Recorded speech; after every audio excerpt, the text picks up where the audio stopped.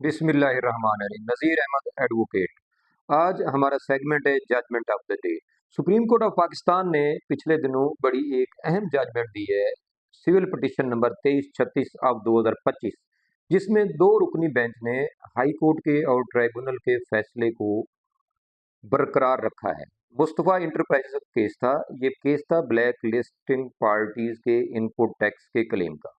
Supreme court ने high court और tribunal के इस वर्जन को होल्ड किया है कि at the time of purchases purchases की मुद्दत के दौरान जो हमारे सप्लायर, जो मुस्तफ़ा इंटरप्राइजेज के सप्लायर्स थे, वो एक्टिव थे।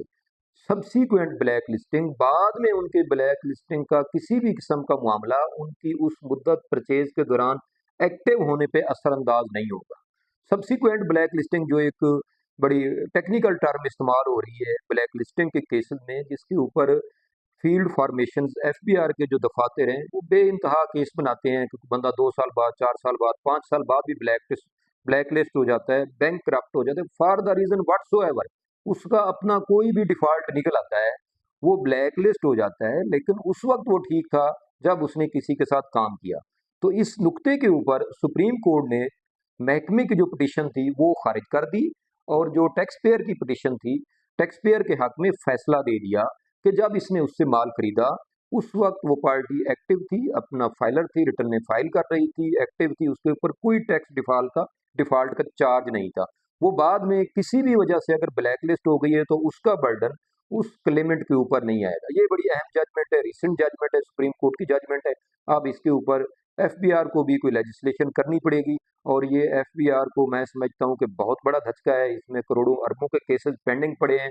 लेकिन इसमें दूसरी तरफ देखा जाए तो टैक्स पेयर का कोई कसूर नहीं है। आज टैक्स पेयर एक बंदे से, एक अपने सप्लायर से गुड्स परचेज कर रहा है, वो एक्टिव है, बेहतर है, कारोबार कर रहा है। उसे नहीं पता कि ये 4 साल बाद, 5 साल बाद, 2 साल बाद इसके साथ क्या ट्रीटमेंट होगा। वो अपनी किसी भी कमी कोताही, किसी और वजह से, या इस कारोबार की वजह से डिफॉल्ट कर जाता है, 4 साल बाद कर जाता है, 2 साल बाद कर जाता है, उसकी जो ट्रांजैक्शन पीरियड है उसके 6 महीने बाद कर जाता है। तो महकमा ये कहता था कि जो पहले भी आपने बिजनेस किया है वो भी आपका सारा रांग हो गया, वो भी अनडू हो गया, वो भी गलत हो गया। ये बिल्कुल गलत बात है। इस तरह तो ये सारा जो स्ट्रक्चर खड़ा है ये फ्लॉप हो जाएगा। ये सुप्रीम कोर्ट की बहुत अच्छी जजमेंट है, इसके ऊपर महकमे को भी सोचना होगा।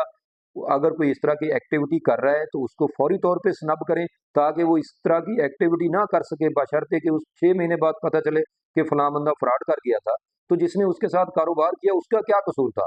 वो तो एफबीआर के पोर्टल पे भी एक्टिव था, अपनी रिटर्न भी फाइल कर रहा था, उसका इनपुट भी ऑनलाइन सिस्टम, रियल टाइम जो आपका वेरिफिकेशन सिस्टम है एफबीआर का आइरिस में, वो भी उसको एक्सेप्ट कर रहा था। तो सुप्रीम कोर्ट ने इसी बुनियाद पे जो एफबीआर की कमिश्नर इनलैंड रेवेन्यू की अपील थी वो रिजेक्ट कर दी, और टैक्स पेयर मुस्तफा इंटरप्राइजेस को फेवर दे दी कि subsequent black listing input tax claimed in due period, in active tax payer period जो है ना वो इफेक्ट नहीं होगा। ये बड़ी अहम जजमेंट थी, तो मैंने कहा आप दोस्तों के सामने रख दूं। बहुत शुक्रिया, अल्लाह हाफिज, जज़ाकल्लाह।